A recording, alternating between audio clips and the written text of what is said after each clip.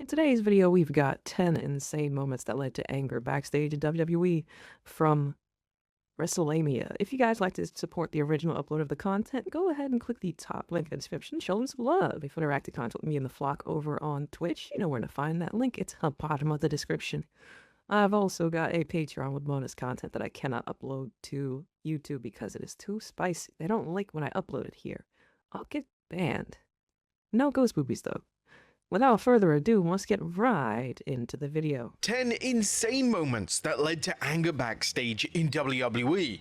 Be sure to subscribe and hit that notification bell for daily wrestling videos, and follow us on Facebook for exclusive lists. Number 10, Seth Rollins addresses CM Punk. Now, when CM Punk walked out of WWE, it became a common trope that fans would chant his name whenever they were watching a segment or match they didn't enjoy. Upon the crowd chanting Punk's name at Seth Rollins in 2019, Rollins decided to go off script, and he would go off on a tangent about how he tried to get Punk to be here in person. Whilst this comment shut the crowd down, the atmosphere backstage was tense, and Vince McMahon was legitimately furious. Oh, Vince was of the mind that like you don't mention the competition / wrestlers who aren't there with you guys anymore, right? That was like his whole thing. Nah, you gotta break that fourth wall every once in a while, bro. Don't insult the fans' intelligence. There's some smart people out there. He said Seth is such a Drews. Bosh. You know how big that typo is? YouTube, attack. The Wrestling Observer would report Vince McMahon was furious at Seth Rollins for responding in ring to the CM Punk chants on Raw. It's believed that McMahon was annoyed that Rollins would basically build to a match that was never even going to happen. Well, at least that point in time. In Rollins' defense, the chants needed to be shut down as quickly as possible, as time and time again wrestlers had allowed the chants to get carried away, and they were known to ruin major segments.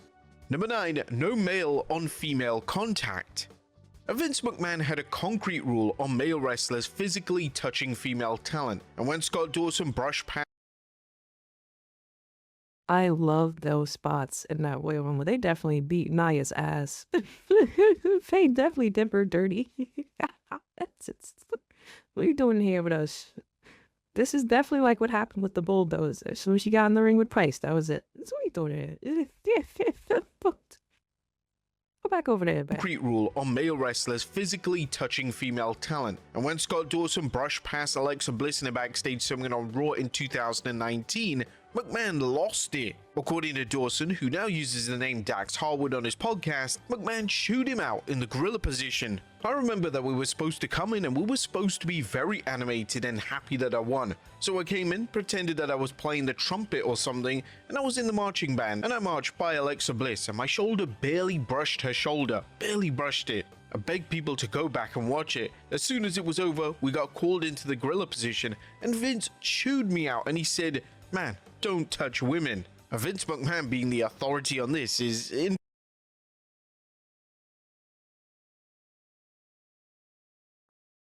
I'm not going to say nothing about this. The irony is not lost on me. Wow. interesting to say the very least. Number 8, a pay-per-view main event doesn't land. Now, the main event of a pay-per-view event should be the biggest match on the show, and in 2019, the annual Survivor Series was main evented by the 3 respective women's champions in the company facing each other in a triple threat collision. Shayna Baszler would take on Bayley and Becky Lynch, and unfortunately, the match didn't really click, as there were a number of awkward spots and the crowd weren't interested in the action. The atmosphere backstage was reportedly heated, as McMahon was livid that the match wasn't going to plan, and it was even reported that McMahon began to call the match via his headset, and he was feeding instructions for spots. Now, this is a strange thing to get annoyed about, as whilst the match wasn't great, the match and the key spots would have been planned out in advance, so McMahon would have known what the match was going to contain. Number 7, Dean Ambrose is cheered. Vince McMahon rarely attended live events, and he liked to rely on agents and producers to give him feedback on how the event was perceived by the audience. In 2019, WWE booked a heel Ambrose versus a babyface EC3 on the live event circuit, and when it was reported back to Vince McMahon that Damn, Ambrose bro's was getting being cooked. cheered, McMahon was less than thrilled. And McMahon failed to realize that the fans had no interest in booing Ambrose, and this is what Ambrose had to say about the incident during an interview on Talk is Jericho. So by the time we get to that Monday there, from what I understand, the reports from the house shows the producers telling him what happened, and he's pissed. Apparently he's mad about this. Now, like, God forbid, so sorry that the fans who I've busted my ass for years might be upset at the fact that you want to bury me on my way out. You know, like, sorry dude, you know? This reaction ultimately cost EC3 his main roster push, as unfortunately all the blame fell on his shoulders. What the fuck? That's so obnoxious. The bro had no control over the other guy being over. They're cheering for their guy. Oh, hey, good. They're cheering for their guy. They're cheering for who they want. And you punish the other guy. That's so dumb. I think Vince didn't realize at the end of the day, they're all under the same company making him money. Fuck going on here? It's so like it's all yours. Like it's all yours, dude. Just go with the flow. Number 6, Bronson Reed's in-ring work. Bronson Reed has been a standout addition to the main roster since his WWE return, but Vince McMahon and the old regime weren't exactly his biggest fan. When plans were being put in place for Reed to be called up to the main roster in 2021, it was determined that Reed would wrestle Drew Gulak on the June 24th edition of WWE Main Event. This match, on paper at least, was supposed to be a test to see how Reed does against a main roster opponent. The match was well received by fans watching at home, however, McMahon reportedly didn't like the match, and he was so bothered by the quality of the match that Reed would be cut from his WWE contract just 2 months later. Reed had gone from being NXT North American Champion to being unemployed in a matter of months, and it was all because McMahon took issue with the way he worked. This highlighted just how out of touch the old regime truly was. Reed's work in NXT was stellar, and he worked the main roster match. Dude, should we need a clip of AJ blasting? You guys ever see that meme of the dog in like the field of flowers just with the eyes closed? Accepting his fate, like, yes. Yeah, that's me, yeah. You're probably wondering how I got here. Old regime truly was. Reed's work in NXT was stellar, and he worked the main roster match in the same way that he would an NXT match. So unless McMahon had never seen him work before, this was a truly baffling reason to be angry at Reed. Number 5, no shoot fighting. During the COVID-19 pandemic, WWE were able to retake matches if the old regime didn't like the first take, and this was something that Vince McMahon became heavily reliant on. The match between Shayna Baszler and Natalya on the May 11th, 2020 Raw would be retaped, and the reason for this is that McMahon hated it. McMahon believed that the two talented wrestlers looked like they were quote-unquote fighting each other. Now, this is an absurd critique and an insane reason to just be angry about.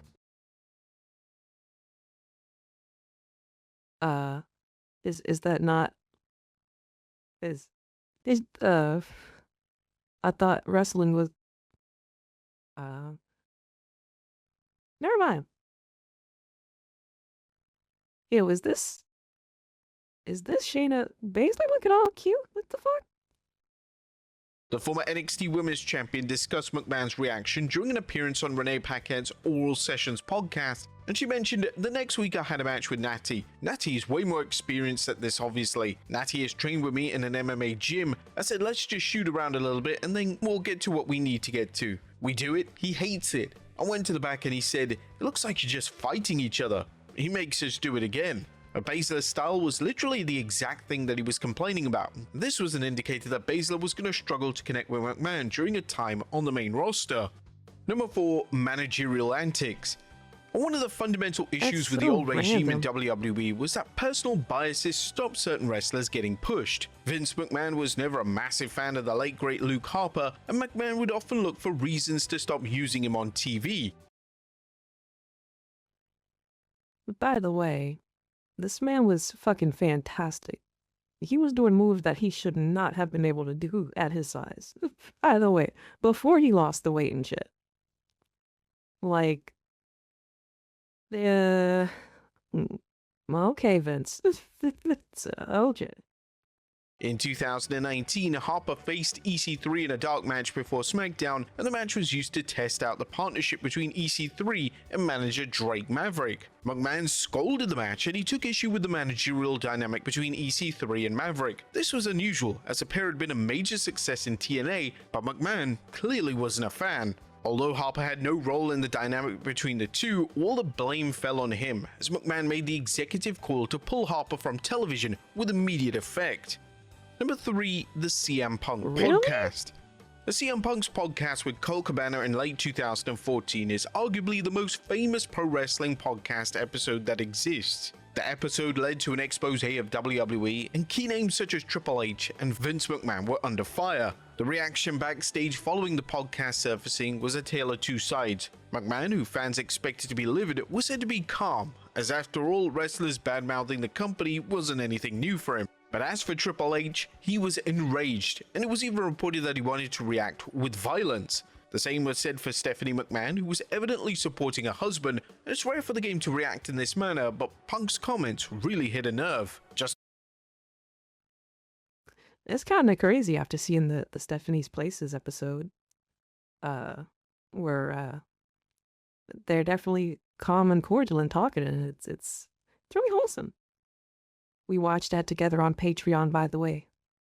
Shameless plug. Under a decade later, Punk would return to WWE, and Punk and the game would make amends, and it's said that the two legends have a positive and healthy working relationship. Number 2, the chair shot. Our logic would dictate that names such as The Undertaker and Triple H are immune from backstage anger. However, in 2011, when the two wrestled at WrestleMania 27, the atmosphere backstage was tense, and Vince McMahon was seething with two of his biggest names. The match featured a chair shot to the head, and the reason that this was so big was that WWE had implemented a ban on chair shots to the head years prior. This was down to concussion-related findings, as well as WWE being now a PG product. McMahon was so angry that these two would go off script in this capacity, and when the planned ending went down, which saw the dead man carted off, McMahon also hated how this was executed. This was more puzzling annoyance for McMahon, as how on earth did he hate a finish that he actually approved of? And number 1, a lockup. A feud between Seth Rollins and Dean Ambrose had hit a boiling point in 2018, and the two were to face off at the TLC pay-per-view. Due to the nature of the feud, fans expected an epic war, but when the bell rang, the two just began to lock up as if they were having a casual match on Raw. This completely derailed the momentum of the match and the feud, and the fans knew that the match was over before it had even begun. The fans began to turn on the match with chants of boring, and they even decided to chant for Becky Lynch. It was reported that Vince McMahon was losing his mind backstage and was furious at what he was seeing. McMahon should have known better, and he should have been fully aware that a blood feud match being booked in this way would have resulted in the fans rejecting it. McMahon was so livid that it was even reported that he was contemplating cancelling Rollins' planned 2019 push, but someone... You imagine that? They just cancel Rollins' push? Like, what are you talking about? That's absurd, bro. Clearly talked him out of it, as Rollins would proceed to win the 2019 Royal Rumble as initially intended. But there you have it, folks, 10 insane moments that led to anger backstage in WWE. Be sure to leave your comments down below. I'll see you next time with some more wrestling content. Sheesh. The wagon thumbnail. That was a pretty tight video. It just makes me look at Vince Slay, bro. You were out of touch for a while. You were definitely bugging out. But if you guys like to support the original upload of the content, go ahead and click that top link in the description. If you want to react to content with me and the flock live on Twitch, you know where to find that link. It's at the bottom.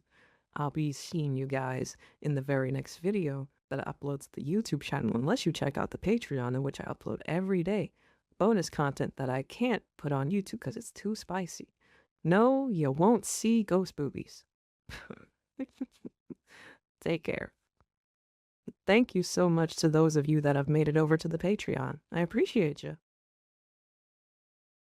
I'm still hungry.